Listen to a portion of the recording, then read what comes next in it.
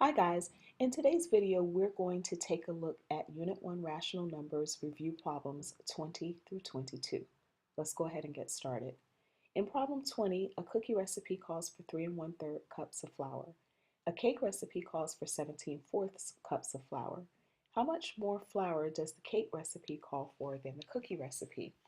Well, when I look at this problem, I know that I am taking the amount for the cake recipe and I'm subtracting from it the amount of flour for the cookie recipe, and that's going to tell me how much more flour I need for the cake recipe.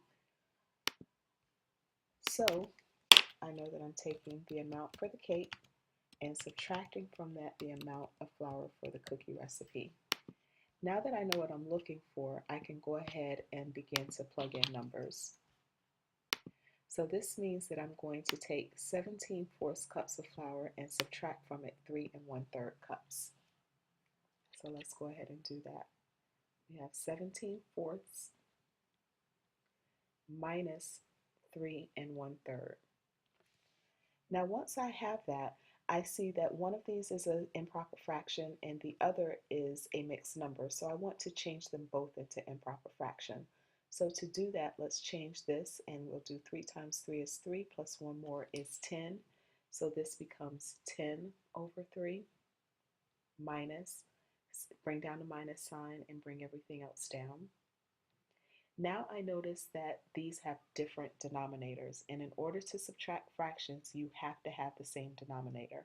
So to do that, I'm going to take 3 times 17 and 3 times 4.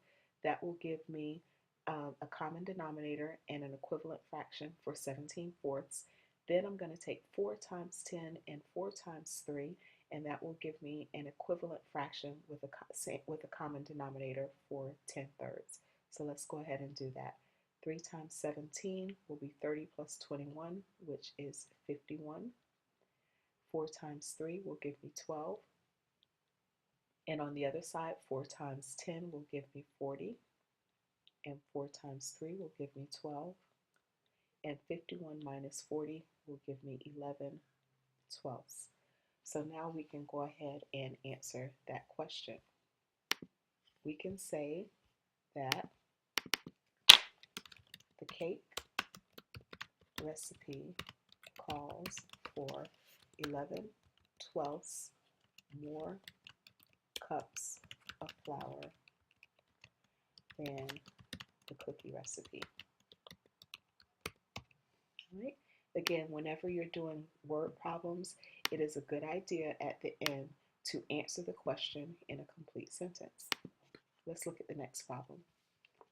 At the beginning of the day, and before we look at this problem, I wanted to kind of go and point out some things in problem 20. When we're dealing with fractions, we have a choice. We can either leave everything as a fraction or we can change everything into decimal form.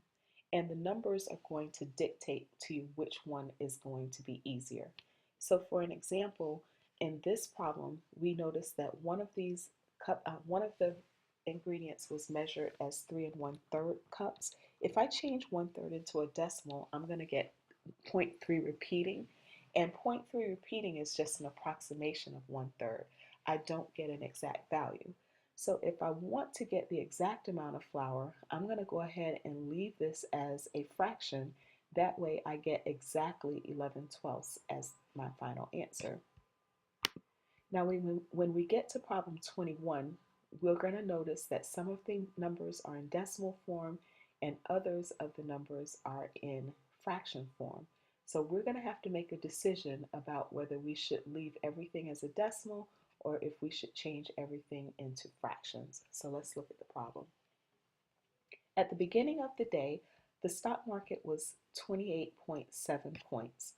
Throughout the day, the stock market drops 35 3/8 points, gains 43.2 points, and finally drops 65 2/8 points. What is the point value of the stock at the end of the day? Now, when I look at these numbers, if I decided to change 28.7 to 28 7/10 and 43.2 to 43 2/10 and then had to change everything into an improper fraction and then find a common denominator, that's going to be a nightmare. So These numbers tell me that I should go ahead and change everything into a decimal. Further, we learned when we did our benchmark fractions that 1/8 is equal to exactly, so we learned that 1/8 is equal to exactly 0.125. Therefore, 3/8 would be exactly 3 times that amount.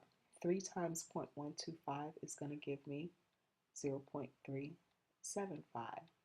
Similarly, 2/8 is going to be exactly 2 times the amount of 1/8. So 2 times 0.125 is going to give me 0.250. This will be much easier to work with than having to change everything into fractions. So now we can go ahead and write out our problem. We started off at the beginning of the day at 28.7, and since there's no sign or word that indicates a sign, we can assume that that's positive. Then it drops 35 and 3/8, so that means we're going to subtract 35, and we can replace the 3/8 with 0.375. Then it gains 43.2, so we can increase this by 43.2. And then finally it drops, which means subtract 65 and 2/8. So 65, and we can replace the 2/8 with 0.250. Now from here, we have a choice. We can either just sum up the numbers from left to right, or we can combine the positive numbers together, then the negative numbers together, and then do our subtraction at the end. I think I'm going to combine my positives together. So that means I'm going to put these positive numbers together, and I'm going to put my negative numbers together, and then find out the total at the end. So let's first take care of the positive numbers. I have positive 28.7 and positive 43.2. As always, I'm going to stack the one with the higher absolute value on the top, lower absolute value on the bottom, being careful to line up those decimals.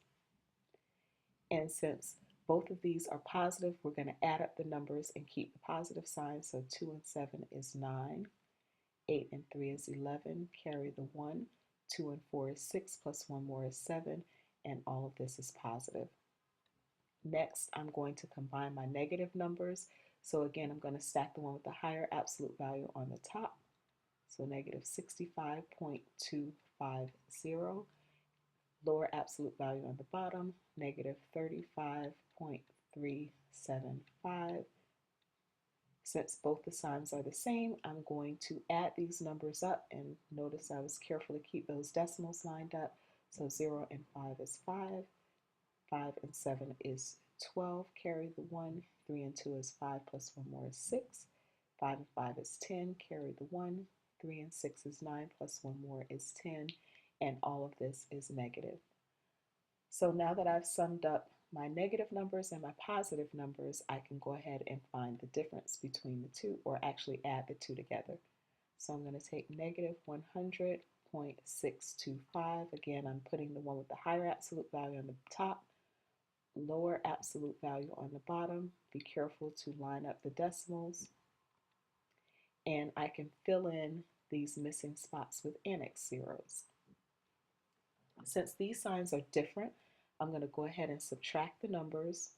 So I have 5 minus 0, which is 5, 2 minus 0, which is 2. And I can't take 9 from 6, so I'm going to have to borrow.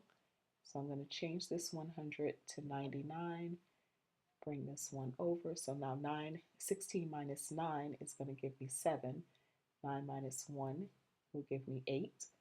And 9 minus 7 will give me 2. And since 100.625 has the higher absolute value, my overall answer will be negative. So now I can go ahead and answer the question. And to answer that, I can say that the point value of the stock at the end of the day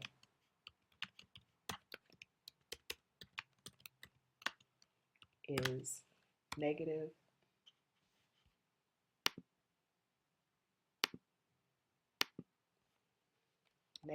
28.725.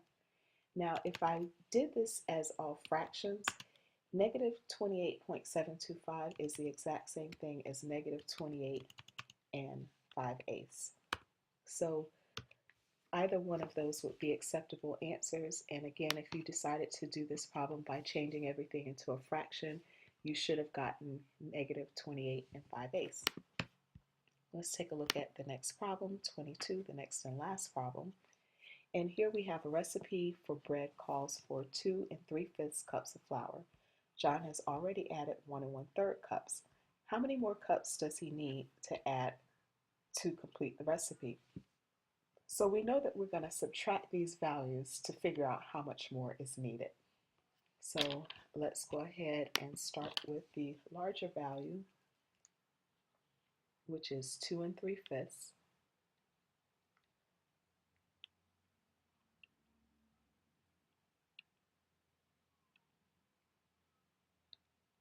Okay, so the larger value, which is 2 3/5. And from that, we're going to subtract the smaller value, which is 1 1/3. But we don't want to leave these as improper fract or as mixed numbers. We want to change these into improper fractions. So to do that, 5 times 2 is 10, plus 3 more is 13 over 5, minus 3 times 1 is 3, plus 1 more is 4 over 3. And now we have these in a form that we can work with. However, the denominators are not the same, so we need to go ahead and get common denominators. So to do that, I'm going to take 3 times 13, which is 39, and 3 times 5, which is 15, minus 5 times 4, which is 20, 5 times 3, which is 15. Now I can go ahead and subtract 30 minus 20 is 19 over 5. Now, normally leaving this as an improper fraction is perfectly acceptable, but since we're dealing with measurement, if I went to someone and said you need 19/5 cups of flour or 19/15 cups of flour, that's not as easy to understand. But if I change this into 1 4/15 cup of flour, then that's much easier to understand. So in this case, it would be preferable to go ahead and report our final answer as 1 4/15. So now I'm going to go ahead and answer the question. John needs 1 4/15 more cups of flour to complete the recipe.